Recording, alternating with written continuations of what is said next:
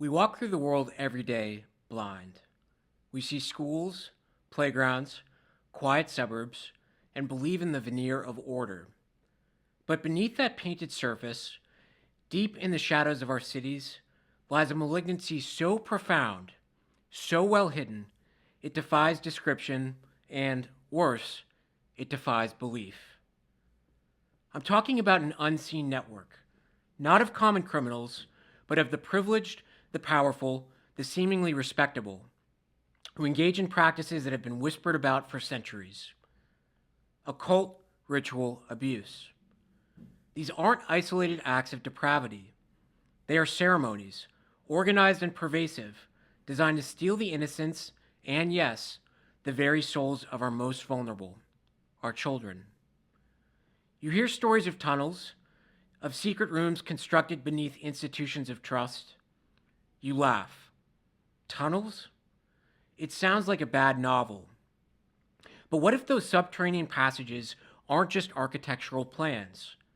What if they are the perfect metaphor for the secret channels of power and secrecy that allow this darkness to operate undetected, using fear, ritual, and coercion as their tools? The claims are often grotesque: animal sacrifice, bizarre ceremonial acts, things no sane adult can easily comprehend, let alone describe. And that is their greatest defense: the sheer impossibility of the crime.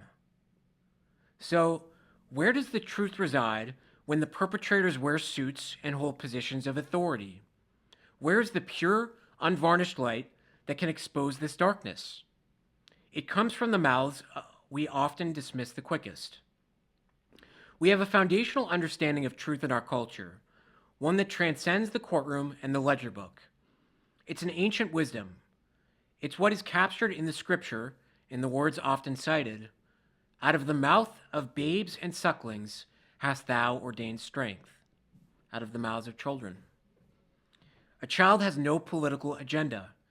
A child does not manufacture intricate, terrifying fictions about secret rituals and hidden chambers just for the sake of fabrication. When they speak of fear, of pain, of things no child should ever witness, they are speaking the unedited truth. Their little minds have not yet developed the layers of cynicism, denial, and skepticism that protect the adult world from harsh realities. Their stories, however fragmented, however filtered through the lens of trauma and childlike imagination, contain the terrifying kernels of reality. They may not give you a perfect timeline or a legal deposition, but they give you the essence. They give you the horror. We must decide. Do we listen to the sophisticated, comfortable silence of the adult world, which prefers to disbelieve something so awful? Or do we acknowledge the voice crying out from the mouth of the innocent? If we refuse to listen to the children, if we insist that their stories are simply suggested or confused or impossible, then we become complicit in the cover-up. We allow the network to remain unseen, the tunnels to remain secret, and the ritual to continue. The truth is out there, but it is small, terrified, and waiting for an adult world that is finally brave enough to hear it. Today, we are going to return to 1983, the McMartin Preschool, to see what happens when the veneer is finally broken. I'm Taylor Morris, and this is The Taylor Morris Show. Welcome back, folks. I never really know what to do after I say The Taylor Morris Show, like should it be a dramatic pause or what? And you'll notice that I have also changed set locations. Bear with me as I just still try to find my groove. I appreciate everyone tuning in. Again, if you're enjoying this, share it with your friends. Give it a rating, leave a comment. Love to interact. So today's topic is a little bit heavier than what we normally discuss, but I think it is one of the most important topics we have touched on yet. This idea of satanic ritual abuse and occult abuse that we like to pretend doesn't exist, as I said in my monologue. And I think I may or may not have spoken before, but my spiritual belief, I've spoken on this before, my spiritual belief firmly is that in order for your branches to reach heaven, you have to let your roots reach hell. Doesn't mean you have to dwell on it, but you have to be willing to stare evil in the face and acknowledge its existence. I think to do so and to shy away from these conversations because they unsettle you in some way is in itself an act of cowardice. This stuff is not comfortable to talk about. But the reality is that if we go on pretending it doesn't exist, we feed into it. We grant them, we grant the perpetrators that veneer of impossibility. It's something so radical and ludicrous, it can't possibly exist. Yet the victims do. The victims do. And they came forward in 1983, as we're going to talk about today. This stuff still goes on today. Just as a quick note, 340,000 children missing from the border. It doesn't matter the administration, that they're all complicit in this, but it happened to be under Biden. 340,000 children missing from the border. We have no account of them whatsoever. Flown into different enclaves in the country with shady NGOs. What happened to all those kids? So anyways, we're going to get into this. It's going to be not a super long episode, but one that's very important. And I would encourage you to tune in. And if you're captivated by this, to share it with other people. Because the best weapon we have against this kind of horror is to shine a light on it, is to talk about it. And to stop pretending like it doesn't exist, quite frankly. So part one here is going to be about the spark and desperate revelation. I want to set the stage. Let's transport ourselves to Manhattan Beach, California in the early 1980s, specifically 1983. The McMartin Preschool was a long-standing fixture, a supposed sanctuary for children, but it harbored secrets that would expose the dark rot at the heart of the community. Now, the 1980s were a time of like the Key Lock children, where there was community trust and things like that. But I think what happened with the McMartin Preschool really challenged the community's notions of the perceived safety of handing your children over for other people to care for them. The terror began in 1983 when a mother, Judy Johnson, noticing concerning physical and behavioral changes in her 2-year-old son, raised the alarm. Her courageous accusation focused on a teacher, Raymond Bucky. This was the first ray of light exposing a pervasive, hidden trauma, and these were allegations of sexual abuse. There was then a snowball effect. What followed was not hysteria, but a righteous alarm. The police chief actually sent a letter out to 200 parents who had had kids, both past and present, at McMartin Preschool, and asked them to asked them to talk to their children about their experience at McMartin Preschool and if they were abused. The scale of the resulting claims wasn't a frenzy. It was a desperate realization among parents that this abuse was widespread, systemic, and deeply protected. All these kids, there were a ton of kids who said they'd been abused, not just sexually. We'll get into this. The community was forced to confront a reality far darker than they ever imagined. As the tide of accusations grew, the investigation involved therapists like Key McFarlane from the Children's Institute International. And this is why this case is really at the focal point of child testimony and deposition. Because there were accusations that Key McFarlane, you'll hear about these children's testimonies, basically led the children into making claims of abuse. Used anatomically correct dolls. A leading line of questioning is what was alleged. And these were pioneered techniques. They helped traumatized nonverbal children overcome the silence imposed by their abusers. And they were breaking through years of psychological conditioning, to give these children a voice. Then there was an escalation of claims. The details emerged were not fantastical. They were actually chilling descriptions of ritualistic horror. The children's stories revealed a pattern of abuse that went far beyond molestation.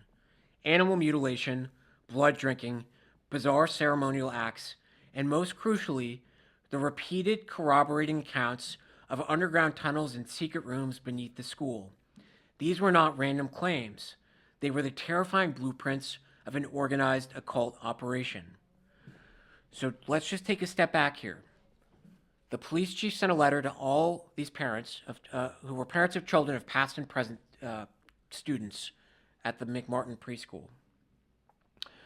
And what the children reported, independent of one another, is that during the day they would be dropped off at school, taken through a network of tunnels beneath the school, sometimes coming out in the bathroom of a triplex next door, where they were then transported into the California hills, where they recounted men wearing robes, chanting things, use of candles, the slaughtering of animals, the drinking of blood, satanic rituals, and of course the sexual violation of the children themselves during these rituals. So this is where Ted Gunderson comes in and the wider satanic ritual abuse conspiracy that gained traction. Let's enter the satanic panic, which was big in the 1980s. The 1980s saw the rise of the term satanic panic, often used by critics to dismiss these claims as delusion. But for those who listened to the children, it was the only term that fit the scale of evil they described: a widespread, organized network dedicated to ritualistic abuse and psychological torture of the young. The McMartin case provided the smoking gun, the real-world proof that this network was operating in plain sight. To confront institutional denial, the accusers needed an authority who could see through the bureaucratic smoke. They found one in Ted Gunderson, a highly decorated former FBI assistant special agent in charge of the Los Angeles office. Gunderson didn't just speculate. He brought his lifetime of investigative expertise to the case. He became a leading spokesman, using his credibility to validate the children's claims. Gunderson even famously seized the opportunity, while the property was in probate, to bring in his own independent team of archaeologists to inspect the grounds for secret tunnels. This was actually after the trial. What happened, and we'll talk about the trial in a moment, but in short, there was a trial of the son and mom who owned the McMartin Preschool. Neither of them were convicted. But the McMartin Preschool was basically defunct after this point, and at the crux of the case was whether or not these tunnels existed. We'll get into this more. Let's talk about the trial real quick. So the McMartin trial became an unholy spectacle, the longest and most expensive criminal trial in U.S. history. For 7 agonizing years, and at immense public cost, the legal system attempted to apply conventional rules to unconventional evil. The sheer duration was a deliberate war of attrition designed to exhaust the children and their families. The defense, unable to disprove the horrific nature of the claims, instead waged a war on the children themselves. They exploited the very tools designed to help the children speak, the videotaped interviews, arguing that the therapist's techniques were suggestive. This shifted the focus from the terrible truth of the abuse to the supposed vulnerability of the young witnesses. The trial exposed not a problem of false memory, but the fundamental difficulty of a rigid court system accepting the testimony of traumatized children. The defense seized on every minor inconsistency, like one child saying Raymond Bucky could fly, because the children talked about these rituals and said, in addition to the animals, the drinking of blood, the sexual rape and molestation, the sacrifice, that there were witches flying, in addition to these guys wearing robes. And they focused on that Raymond Bucky could fly, to dismiss the entire body of evidence.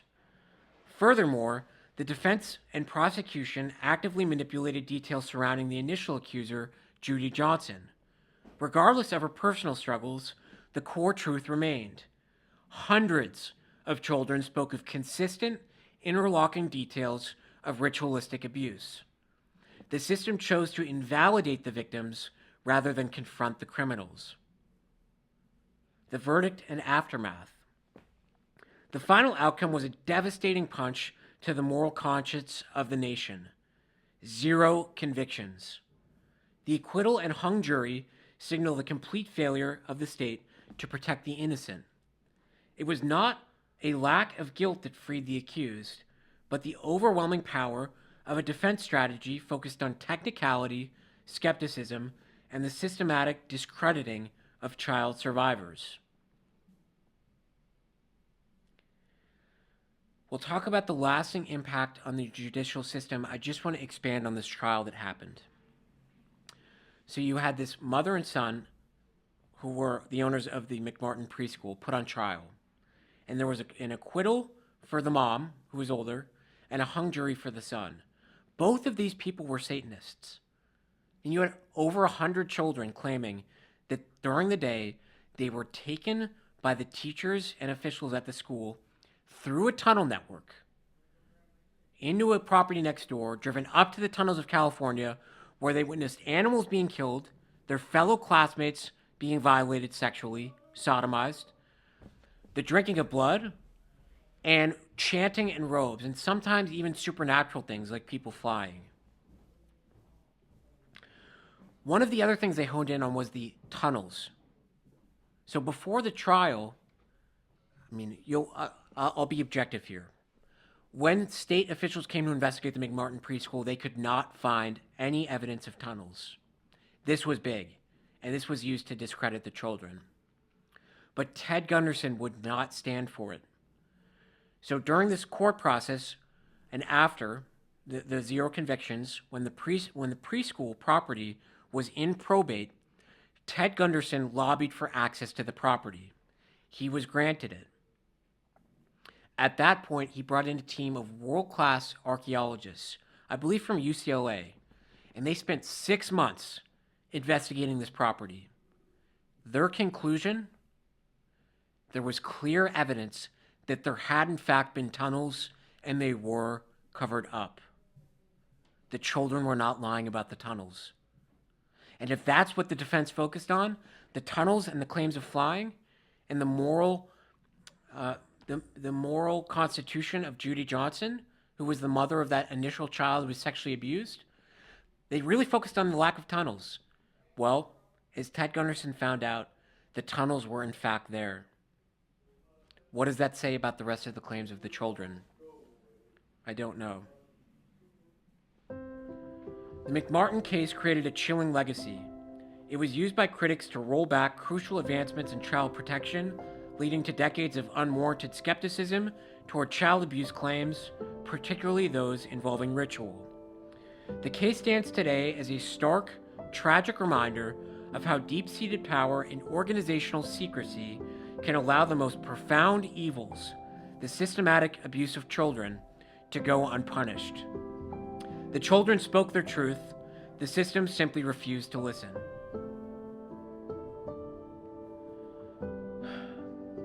The damage done here was great, not just to the accused, but to the children, who saw their courage rewarded with dismissal.